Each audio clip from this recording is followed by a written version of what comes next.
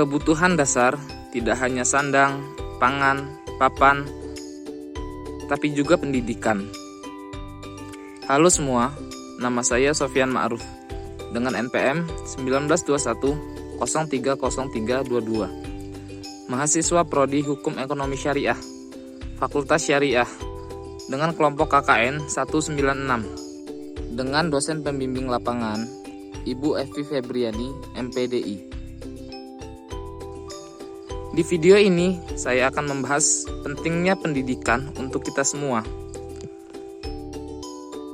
Pada era yang serba canggih ini, pendidikan telah menjadi kebutuhan pokok bagi setiap individu. Bahkan, pemerintah telah mewajibkan warga negaranya untuk memperoleh hak pendidikan selama 12 tahun dan disarankan lebih dari itu. Secara sederhana, pendidikan dapat menjadi sarana individu supaya dapat terhindarkan dari kebodohan. Semakin tinggi pendidikan, maka akan semakin tinggi pula pengetahuan yang akan didapatkan. Lalu, apa itu sebenarnya pendidikan? Mengapa pendidikan penting bagi kehidupan kita dan generasi masa depan? Pendidikan pada hakikatnya adalah usaha sadar untuk mengembangkan kepribadian dan kemampuan peserta didik di dalam dan di luar sekolah dan berlangsung seumur hidup.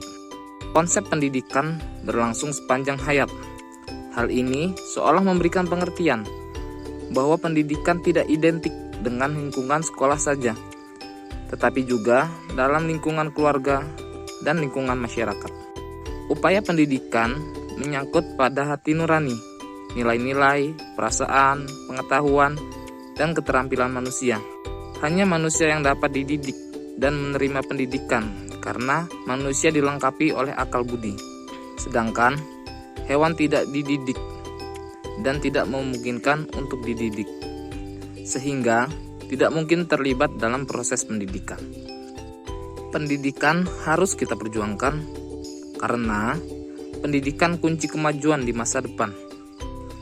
Karena hanya lewat pendidikan, kita bisa bantu petani merawat padi, bantu peternak menggembala sapi, memudahkan dokter menemukan penyakit dan obatnya, dan merancang robot yang dapat membantu manusia, membuat akses internet buat semua, sampai menciptakan perdamaian dunia.